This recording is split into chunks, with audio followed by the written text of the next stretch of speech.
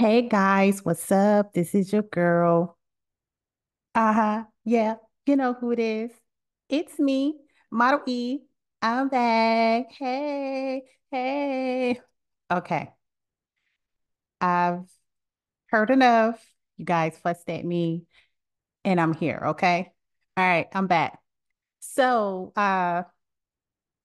thank you for tuning into another bi-weekly episode of Talking with E. I am your host, and we are on episode 129. I should be on like episode 300 or so, but this is a bi-weekly pod, and I've been doing a lot of rethinking to revamp because you guys know that this is a solo dolo podcast, right? Most of the time, I am here by myself, and sparingly, you may see me have a co host where I have conversations with other people. But for the most part, I am a solo dolo host. All right. And it didn't start out that way, but it ended that way. And here we are. Now, I have been getting the itch of that I want to do something else. I want to do more of like being behind the scenes, being on camera and doing things.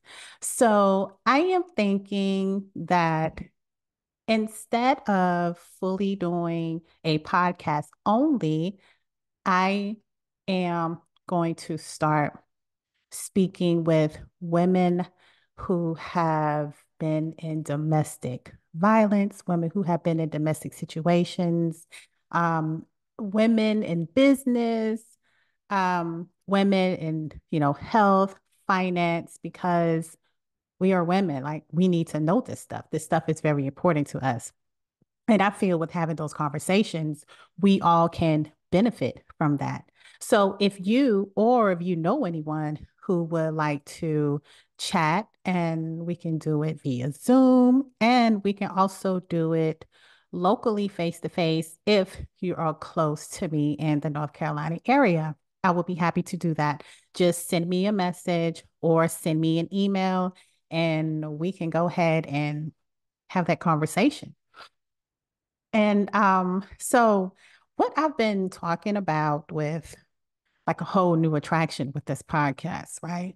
So I've been getting hit with some very dope ideas, and I think it's time for a new route because yes, it is fun doing solo dolos, but I've been doing this very podcast for years. It has been a very long time. As you can see, I am on my 129th episode, which is it being a bi-weekly podcast. So that means probably should have been at 300 and something episode, probably more, not considering at the end of the year when the Got What You Need Network shut down to, spend time with family to reflect so that we can come back and give you guys this great content in the beginning of the year.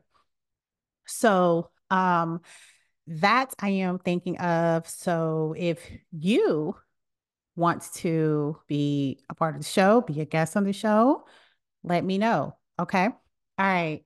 So with that whole new podcast attraction, from my guests, I have been giving some questions that they will love to have answers or, get my opinion on some things that has been going on in their life while I was missing. So guys, so before we start to show, um, I want you guys to continue to follow me on Instagram at Model E. That's MODEL underscore E underscore. And follow me on Facebook. I have a Talk with E page on Facebook, as well as, my personal page. And also, I am the half co-host of Life and Love podcast with my husband called Life and Love. So follow us on Instagram there on the Got What You Need Network. That's GWN in, oh, I don't know how to spell network. GWNNETWORK. Got What You Need Network. So we are there as well. And also, don't forget the Roku channel. Yes, the Got What You Need Network has a Roku channel. It's GWN TV. Yes, y'all got those smartphones. Y'all got the smart TVs.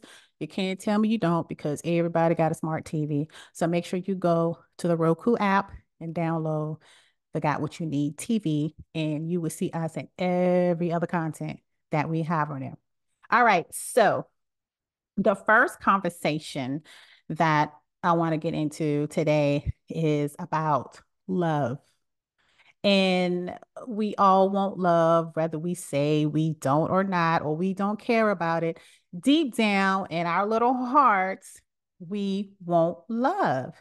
And we want to feel, you know, valued. Um, a lot of time our love kind of validates us and it makes us happy. It makes us comfortable. But this is the thing. Can you love or can you have love without kids? Very tough, right? So this was one of the questions from my listeners that was presented to me. And I'm going to say this. Can you find love without kids? Yes, I do think it's possible that you can find love without kids. A lot of people don't want kids. And if you do have kids, I think that it's safe for you to tell others that it's okay because kids are a blessing to us, to those who want them. But for those who don't want kids, it may not be such a blessing. Or people who are very self centered, who are just concerned about themselves. Kids are not for them.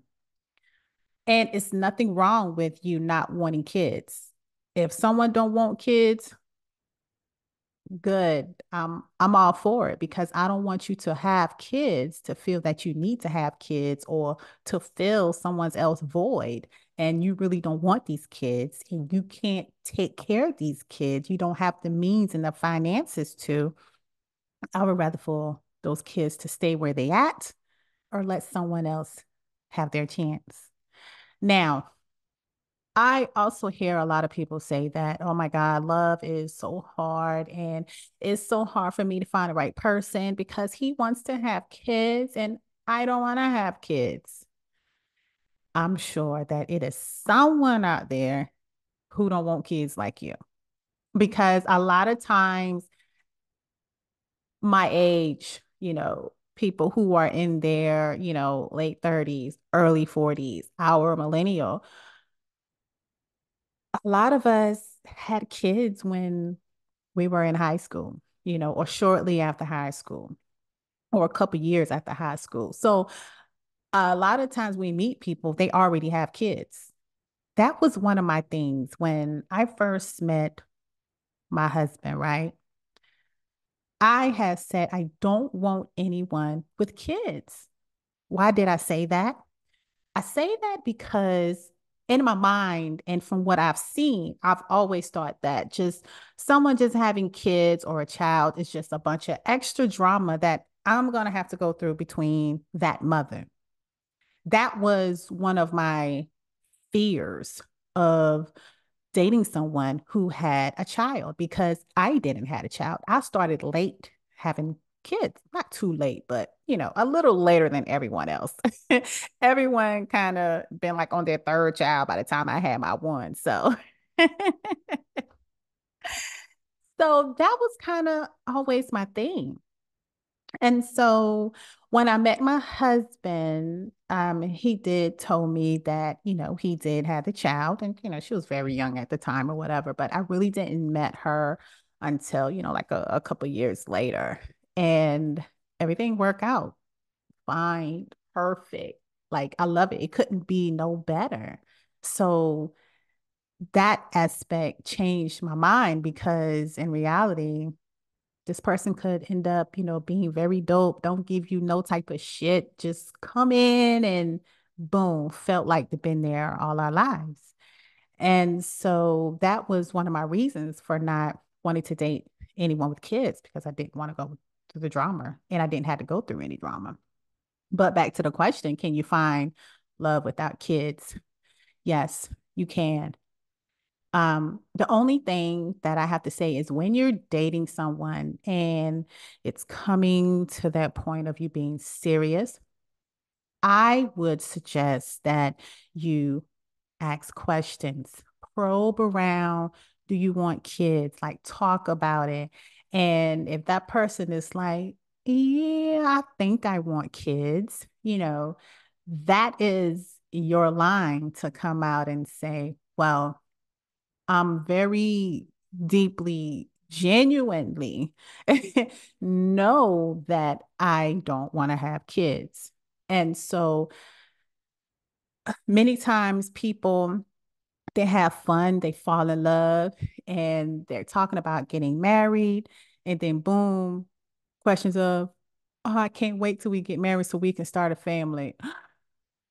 I'm sorry, I don't want to have kids. And then now we are retracting our life back and trying to figure out if this relationship is going to work or not because someone doesn't want to have kids. So I think that it's very important that you have that conversation up front with that person. I'm not saying you date somebody for 2 days and y'all don't went out on 3 dates and boom, we gonna talk about kids. No, it's a little too early. But if you find yourself, have feelings for this person, y'all vibing, everything is going good, and you feel like, oh, this is the man, a woman I can marry, then it's time to have that conversation because you don't want to have your heart in it 100% and knowing that you're not going to be 100% happy because you're going to have a void in your heart for a child. So, in my opinion, you can, but you also have to find someone who is on the same page as you with having a child, but it is not null and void. It can happen. Okay. So go out there and find your love because your true love is out there. All you got to do is talk, ask questions, and have fun. All right. Um, I have something that I want to read to you guys that another one of my listeners sent to me, and goes a little something like this. I can't keep living in a loveless marriage, but I am scared of what he will do to himself. And I'm scared of hurting my kids in the separation. They're young and look up to their dad. What do I do? See, conversations like this is kind of often hard because I don't want to feel like I'm like giving my opinion, but I'm just telling you, like how I feel or how I would approach the situation. But at the end of the day, you have to realize that it's your decision and it's your life. You, the one, have to live it, not me, not anyone else. But what I can ask you is, do you want your kids to think that being in an unhappy relationship is fine? Is that something that you want them to grow up doing, being in an unhappy relationship? And if that answer is no, then that can kind of give you an idea of, what route that you need to go with this. But in conjunction to that, if you are living in a loveless marriage, whether you fell out of love or he just fell out of love or both of you guys just fell out of love, then truly, in my honest opinion, I don't think that you guys should be together because if you are together, what are you together for?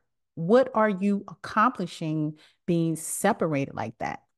And I understand it is so much easier to say, I have these kids, they're used to their dad. He's such a great father, and I don't ever want to take them away from their dad and make them feel like they're anything less or that we don't love them. And I, as a mother, don't want to look like the bad guy because I took them away from their father.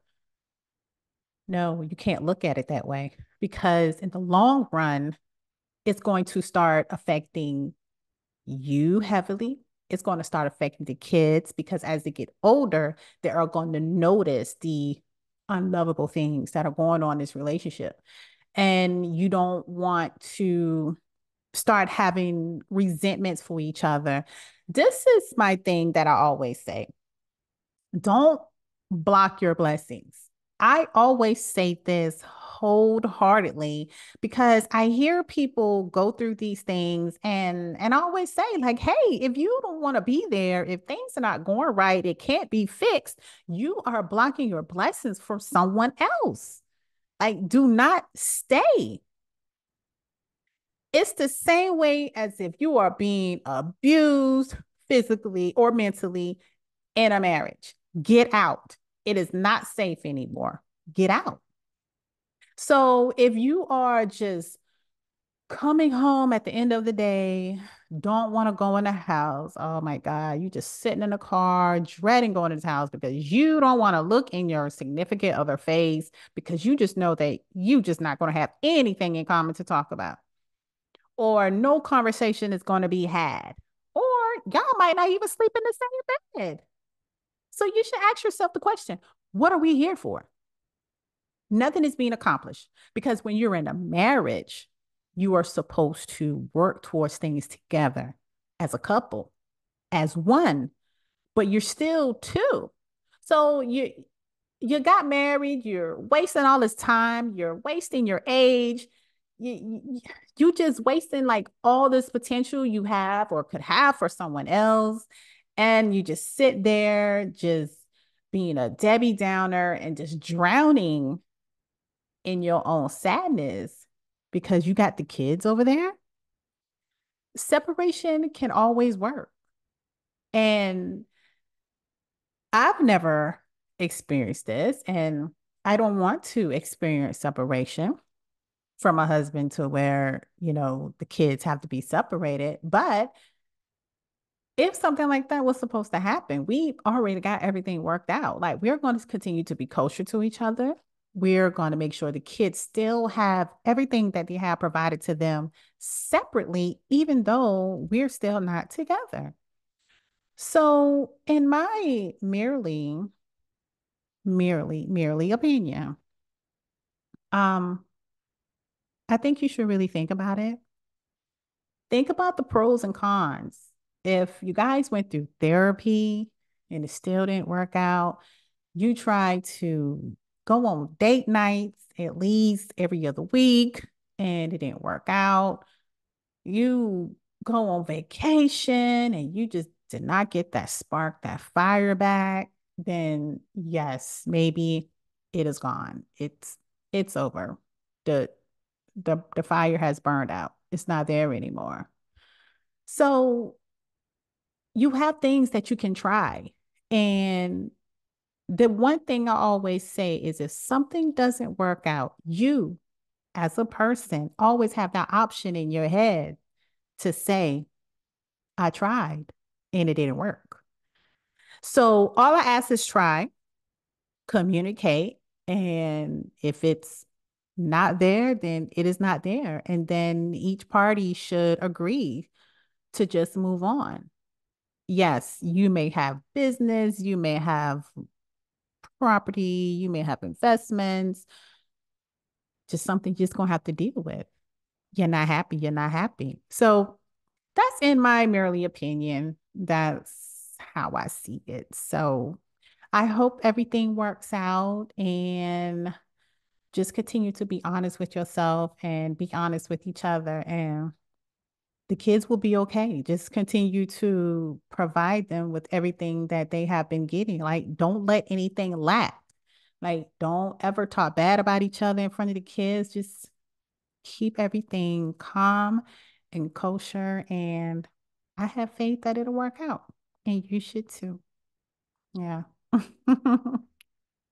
And see, guys, this is why I want to do this extra addition to my podcast and put it out on our Roku channel so it can be a video so that you guys can see the people that I talk to, because these conversations that I get from my listeners are very, very great conversations. And I also believe that they can help the next person. And by me speaking with other people, like people who are licensed to do this stuff, people who have the knowledge, like who can really help people, this is what I am trying to do here and bring that into talking with E. So keep bringing your conversations to me, keep asking those questions because one day I'm going to have someone on here that's going to answer your questions. And that's what the Talking with E platform is for. You know, we are women. I want to empower, I want to inspire you. I want you to be your best you. Because if you are not your best you cannot take care of you. You can't take care of those kids. You can't take care of those family members that need you. So I need you guys, ladies, to be the best version of yourself. So that's all what I'm trying to do here. So when y'all see me get off the straight and narrow path a little bit, like please don't hold it against me. Okay. All right. So I have another question.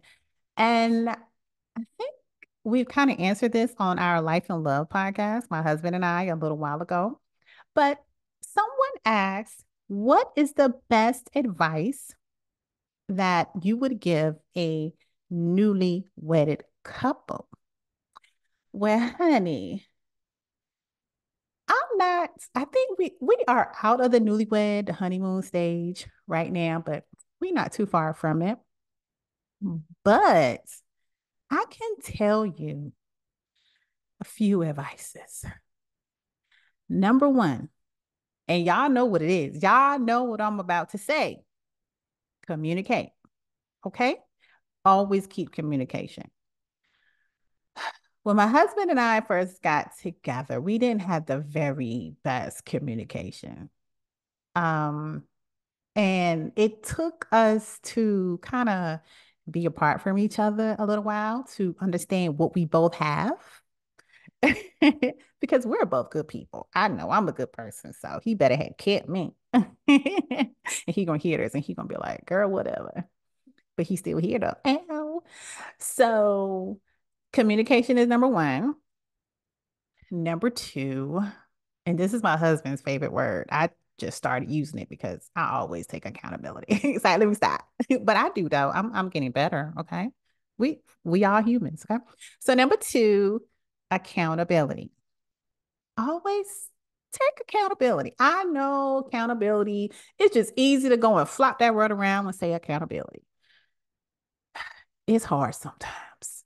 It is. It's hard. But if we say what we did wrong and understand what we did wrong and communicate that to our partner, then life will be better because now they will see that, okay, she's taking accountability for her actions. I like that. I'm going to do the same, so take accountability.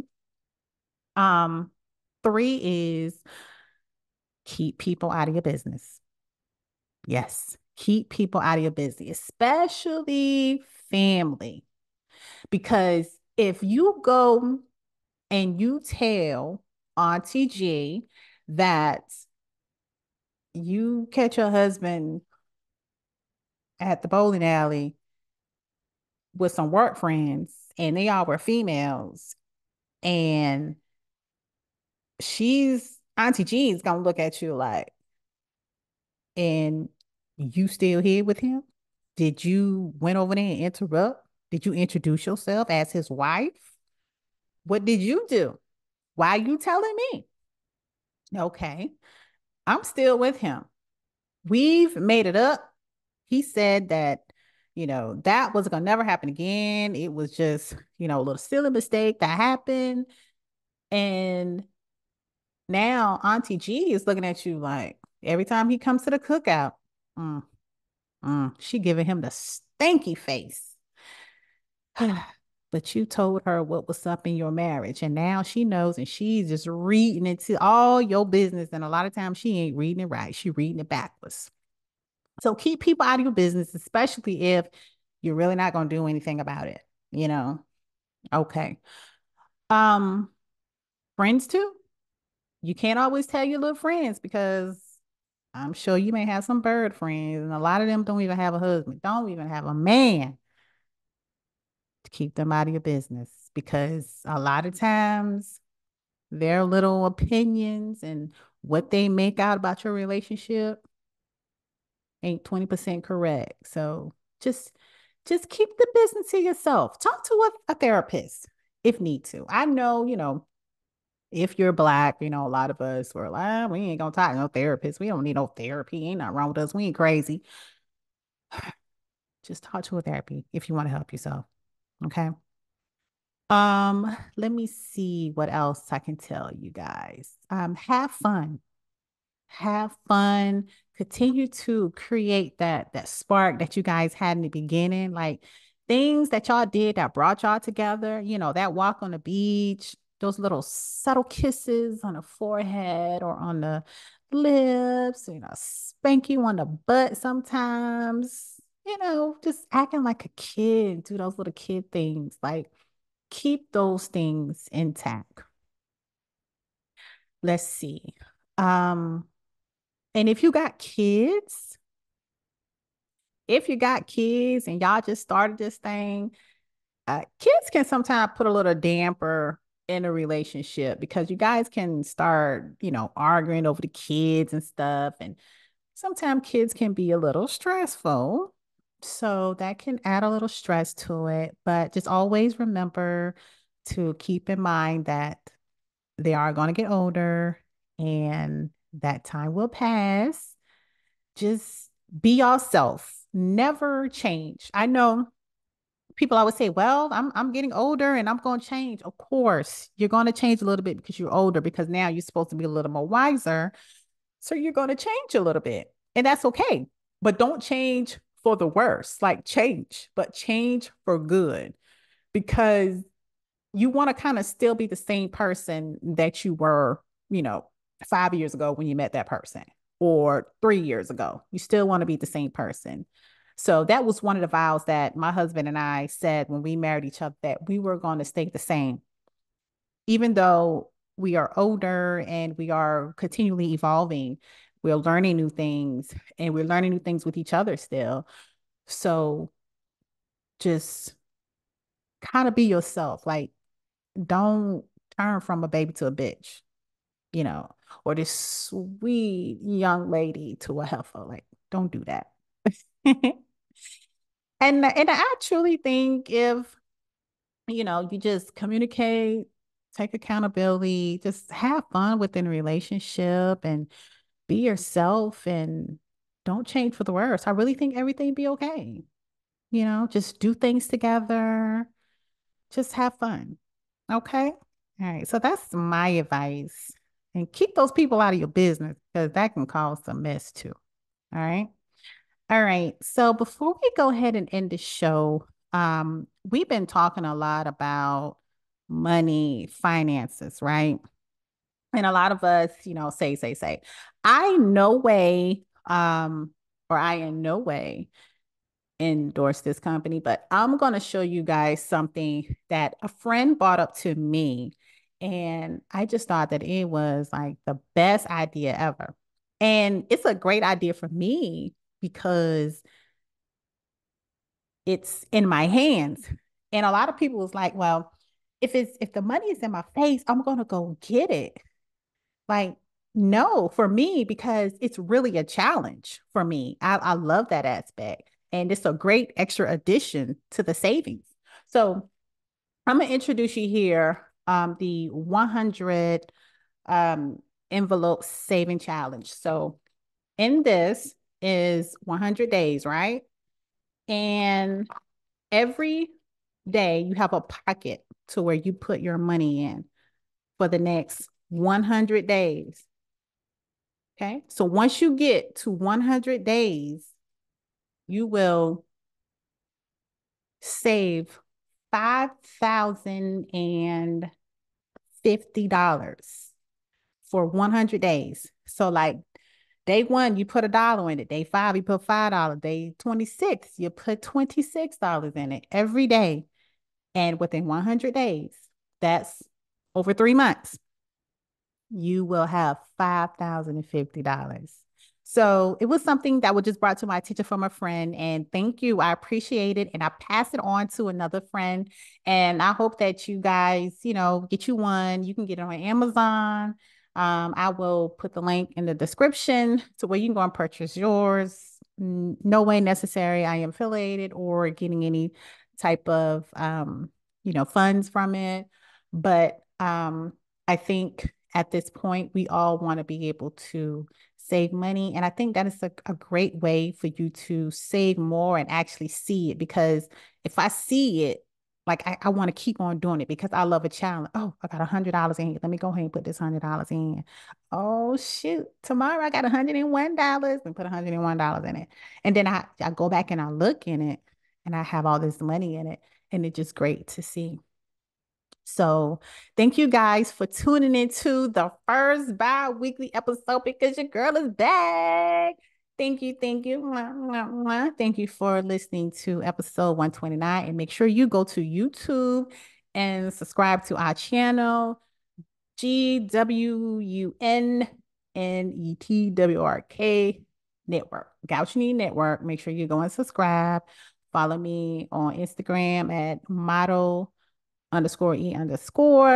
and follow our Roku channel. Download the Got What You Need TV app. That's GWN TV. And I appreciate you and I love you guys. Thank you for sending me your information. And I have a lot more, guys. I have a lot more from where it comes from. So continue to tell a friend about your girl and mwah, see you next time.